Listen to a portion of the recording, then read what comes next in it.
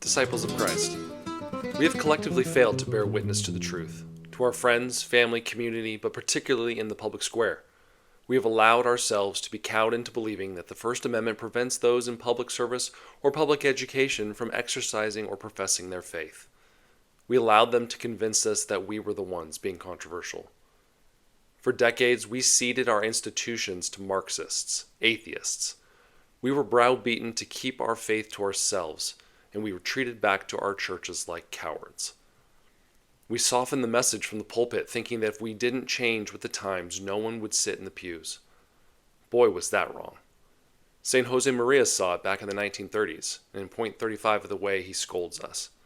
I don't like your euphemistic habit of calling cowardice prudence, for as a result, God's enemies, with minds empty of ideas, will take advantage of your prudence to acquire the name of learning and so reach positions that they never should attain.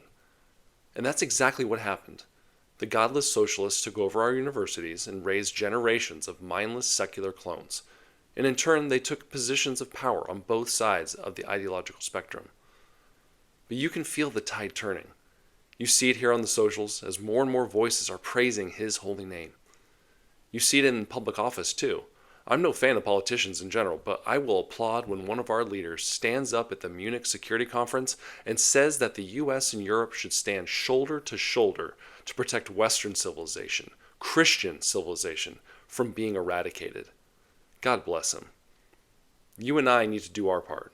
It's not prudence or polite manners to keep the truth of Christ to ourselves. It's cowardly. No more. Stay holy, my friends.